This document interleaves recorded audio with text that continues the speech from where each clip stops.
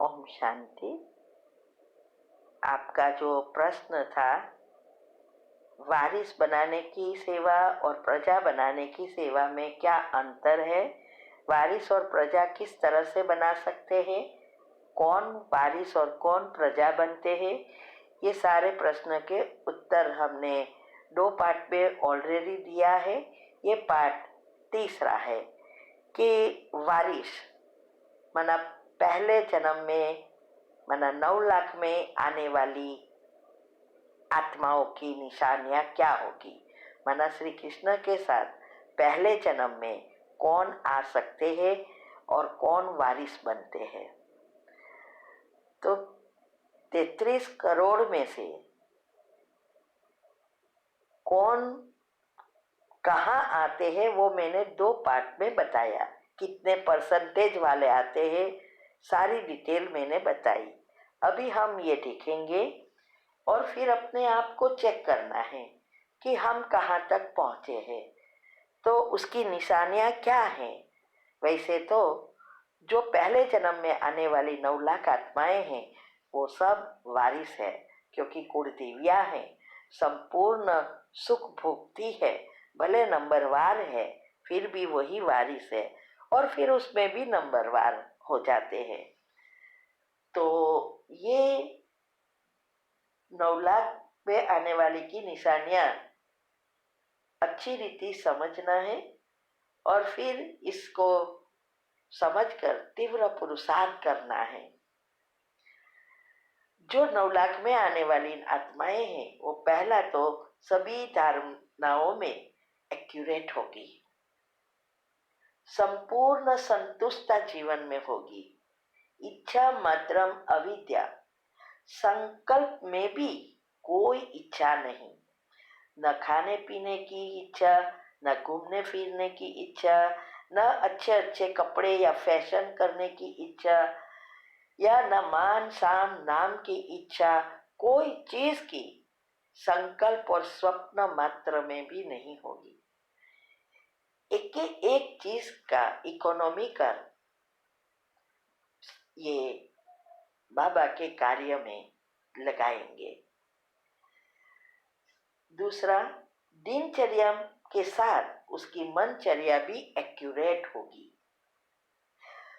तीसरा, accurate chart रखेंगे कि कर्मयोग कितना हुआ, बैठ के कितना योग किया, और सेवा, तीनों का एक्यूरेट चार्ट रखेंगे। बैठ के योग कम से कम 4 घंटा और इससे ज्यादा होगा। योग और सेवा का बैलेंस रख पूरा ध्यान रखेंगे।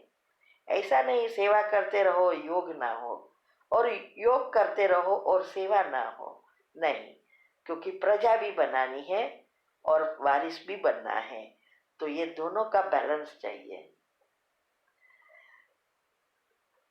चौथा, आलस्य, अलबेलापन, निंद्रा, भोग, विलास सबसे मुक्त, वस्तु, व्यक्ति, वैभव, संबंध व दुनियावी चीजों में संकल्प मात्र भी लगाव नहीं। मेरा कुछ नहीं, मेरा कोई नहीं, सारा विश्व मेरा, वसुदेव कुटुंब जिसको कहते हैं। छठा, अमृत वेला, योग, मुरली, ट्रैफिक कंट्रोल, नुमासाम योग कभी मिस नहीं होगा। शिव बाबा की याद मैग्नेट की तरह खींचेगी, सकारात्मकता उनकी नेचुरल होगी, ज्ञान स्वरूप बन जाएंगे। उसकी चाल चलन, चेहरे, वाणी, व्यवहार सब में ज्ञान प्रकट होगा, दिखाई देगा। जीवन में संस्कार गुण दिखाई देगा। ड्रामा और कर्म की गति का उपयोग कर हर समस्या में फुल स्टॉप लगाकर कर्म को या संस्कार परिवर्तन कर आगे बढ़ेंगे। सातवां, संपूर्ण पवित्र होंगे, स्वप्न शुद्ध पवित्र, विकारों और विकर्म से मुक्त होंगे। यहाँ बाबा ने कहा है कि संपूर्ण पवित्रता सिर्फ ब्रह्मचर्य नहीं है। संपूर्ण पवित्रता का अर्थ है पहली पवित्रता हमारे संकल्पों में, व्यर्थ नेगेटिव टॉक्सिक विचारों से बिल्कुल मुक्त। यही है योग की पहली अवस्था, जो फाउंडेशन है, जिससे हम सकारात्मक नेचुरली बन जाते हैं।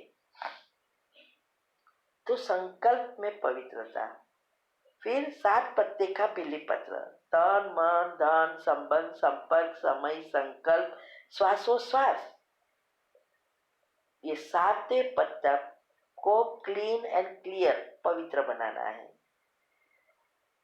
और ब्रह्मचर्य हमें मदद करता है आगे बढ़ने में, लेकिन हमें अगर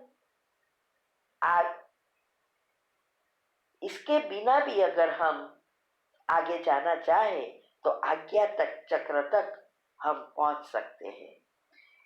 बाकी ब्रह्मचर्य का पालन करने वाले तो दुनिया में कितने हैं, कितने साधु संत हैं, फिर भी बाबा उनको तो नहीं मिले। तो महत्वता यह है, पहला फाउंडेशन संकल्प पवित्र शुद्ध होंगे और स्वप्न शुद्ध पवित्र होंगे, वही संपूर्ण पवित्रता है।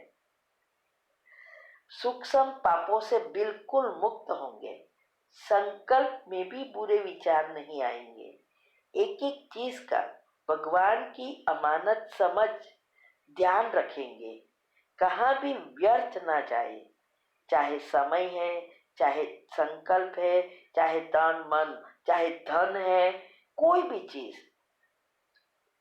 सभी चीजों को बचाकर इकोनॉमी कर सदा सदुपयोग करेंगे। हमारी जो ब्राह्मण जीवन की मर्यादाएं हैं उसका पूरा पालन करेंगे, सूक्ष्म पापों से मुक्त होंगे, संकल्प में भी बुरे विचार नहीं आएंगे, पूरा तीव्र पुरुषार्थ से शरीर की सारी सिस्टम रिसेट हो जाएगी, आत्मा की बैटरी फुल चार्ज हो जाएगी, ब्रेन 100% खुल जाएगा, neuron, hormone, cells, DNA, biological clock, sleep cycle, अनाहत चक्र सब बैलेंस हो जाएगा, सुषुम्ना नाड़ी ही खुल जाएगी, 7 चक्र खुल जाएगा और तीनों एनर्जी का बैलेंस हो जाएगा। ये निशानियां हैं पहले जन्म में आने वाले की। अभी एक प्रश्न और,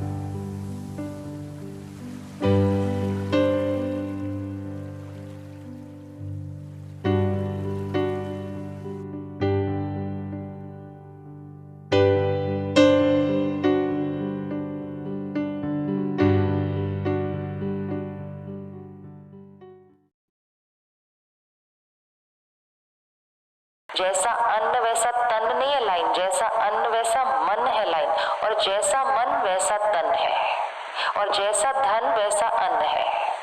ऑर्डर यही है, धन, अन्न, मन, तन। तो इसको करके देखना है। इसलिए जब आप परसों से मेडिटेशन सीखेंगे तो उसमें आपको ये भी सिखाया जाएगा कि खाना बनाते समय कैसे मेडिटेशन करके पूरी फैमिली के लिए उसके अंदर शक्ति भरनी है। पावर है रसोई के अंदर, बहुत पावर है भाग्य लिखने की, तो वो भी हम मेडिटेशन में सीखेंगे। फिर हम मेडिटेशन में ये भी सीखेंगे कि अगर हमारी फैमिली में या कोई भी पहचान में परेशान है, अशांत है, तो हमें कैसे परमात्मा से कनेक्ट करके रोज उनको वो शक्ति भेजनी है मेडिटेशन के दौरान, जिससे हम बैठे बैठे उनकी हीलिंग कर सकते हैं सामने से। वो भी हमें सीखना है। ये सब कुछ हम परसों से मेडिटेशन में सीखेंगे। रेडी सी? फिर बनाते समय फिर भी इधर उधर की कोई थॉट आ जाए तो लास्ट 1 मिनट सारे खाने को देखकर अच्छे से उसमें ये एनर्जी देनी है। ये भी हम मेडिटेशन कोर्स में सीखेंगे। फिर खाना खाते समय कोई टीवी और फोन ऑन नहीं रखेंगे, वो संस्कार बंद। नहीं तो वो सारे शब्द खाने में चले जाएंगे, बस वो सारे शब्द खाने में चले जाए, मुझे डर, फियर, एंजाइटी होने लग जाएगा। Just put all those words into the food। आप देखिए आपके ऊपर उसका क्या असर होने वाला है। परमात्मा को याद करके 5 सेकंड रुककर वो संकल्प अपनी प्लेट को देखते हुए सबको करना है। मैं शांत हूँ, मैं शक्तिशाली हूँ, मैं निडर हूँ, मैं स्वस्थ हूँ, मेरे सारे रिश्ते बहुत प्यारे हैं, परमात्मा की शक्तियों का सुरक्षा कवच मेरे चारों तरफ है। अब खाना खाना शुरू करेंगे। Now that is high energy food। So high vibration money, then high vibration food, then रोज सुबह परमात्मा का ज्ञान और मेडिटेशन, हाई वाइब्रेशन माइंड, तो high vibration home. High vibration home घर में सिर्फ बड़ों ने कर लिया, बच्चों को तो शक्ति अपने आप मिल जाएगी उस वाइब्रेशन से। रेडी है हम करने के लिए? रेडी हम करने के लिए? बहुत इजी है, लेकिन इसको करने के लिए इस सिर्फ ऐसे सोचने से नहीं हो जाएगा।